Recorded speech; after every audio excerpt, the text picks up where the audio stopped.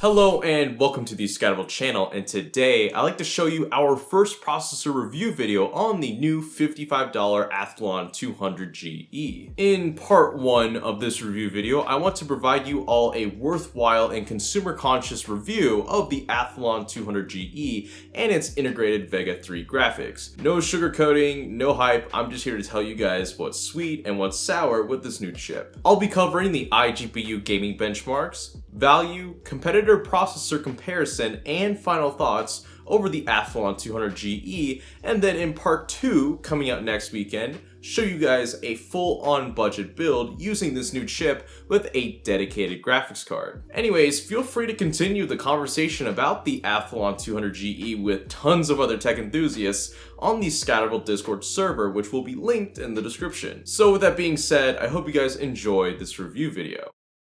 A new school year is on the horizon, and I know many of you watching this video are soon bound to create new websites for your school projects, which is why I suggest using bookmark.com for your next website. Bookmark is a free website builder that can be used for anything, like an online e-commerce store for your YouTube or Twitch merchandise. It's also extremely quick and easy to use thanks to its online design assistant Ada, which after answering a few questions, Ada can instantly batch up a website catered to your needs. Overall, it's a really neat tool that takes so much hassle out what would be spending hours building a nice new website, but thankfully, Bookmark shortens that time to just under 20 minutes. To bring your next website to life, be sure to check out bookmark.com, linked at the top of the description.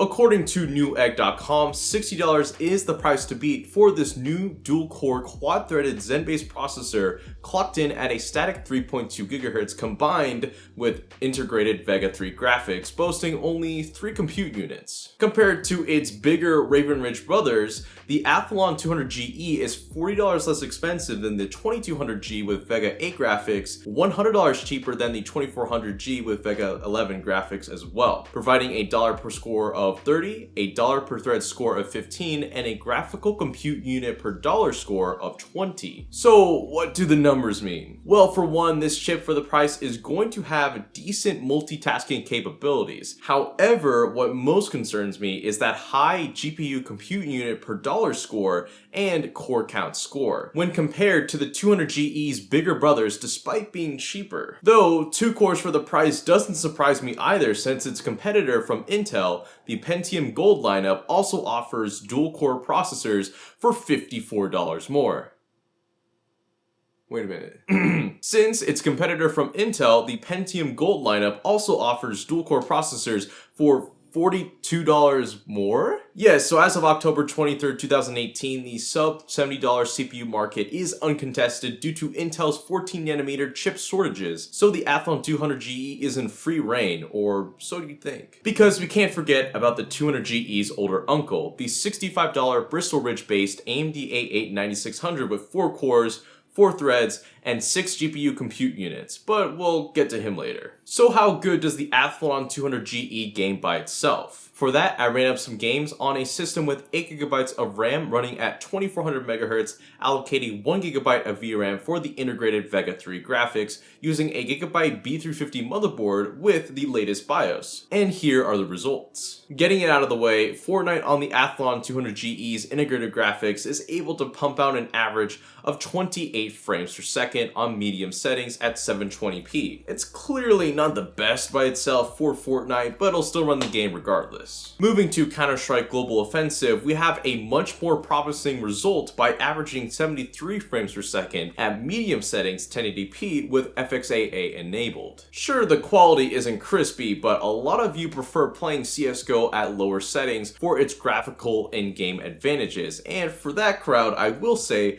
that this game is quite playable on the $55 Athlon 200GE. Next up for PUBG, the Athlon 200GE recorded an abysmal average of 27 frames per second at very low settings at 720p. That in itself is an accomplishment for a $55 all-in-one processor, since this game is poorly optimized, but that still shouldn't persuade you to get this processor if you want to play PUBG. As for Rocket League, the Athlon 200GE averaged 58 frames per second at performance settings with anti-aliasing off, running at 1080p. It does look good on paper, but from my personal gaming experience, Rocket League looked kind of like trash, but still ran pretty smoothly, so it's a mixed bag on whether or not I recommend the 200GE for this game. Finishing up with Rainbow Six Siege, the 200GE averaged 43 frames per second at very low settings, 720p, which is yet again reinforcing the notion that the Athlon 200GE with its 3 GPU compute units isn't enough to run most modern AAA titles. However, I still think that the Athlon 200GE has a place for those massively popular free-to-play PC titles designed to run on anything such as CSGO, League of Legends, TF2, and Minecraft, since those games are much less graphically demanding. While this chip for $60 does provide some interesting metrics, we can't forget about the elephant in the room, that being the AMD A8 9600 costing only $5 more than the current retail price of the Athlon 200GE. Which one is faster in PC gaming using integrated graphics? Let's find out. Here on screen are the 5 games we just benchmarked with the Athlon 200GE, and right below them are the benchmark scores of the AMD A8 9600 using the exact same settings and testing parameters. So for $5 more with the added bonus of 2 extra cores, 3 extra iGPU compute units, and with an unlocked multiplier, the A8 9600 across the board offers better all-in-one gaming performance,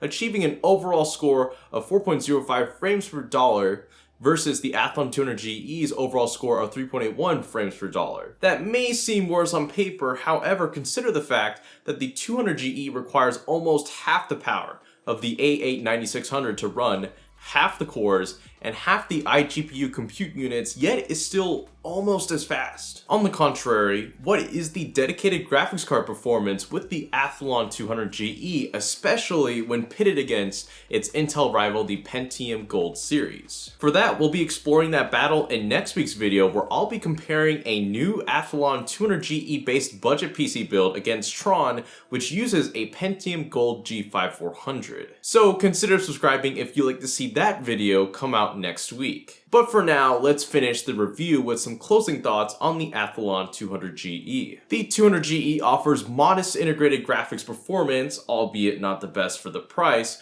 but I believe it makes up for it with its straw-thin power draw and near-silent operation. However, my one wish with the Athlon 200GE to make it amazing for the price would be to just have 2 more cores. Many PC gamers I know of and the entire comment section of my Dual Core Pentium Tron build are drawing the line at no lower than 4 cores for their first or next gaming processor, and the 200GE with just 2 more cores for about the same price would have made many budget PC gamers extremely relieved choosing it for their next money-tight build. The 3.2 GHz clock speed wouldn't need to change, the small 3 iGPU compute units of the Vega 3 graphics wouldn't need to change either, since this is a sub $70 processor, but just having 2 more cores would have made the Athlon 200GE, in my opinion, an undeniable option for budget PC gaming, especially in the wake of Intel's chip shortages. Anyways, I hope you guys enjoyed this processor review video of the Athlon 200GE. Like I said, I will be putting out a budget PC build using this processor next weekend, so definitely subscribe and turn on post notifications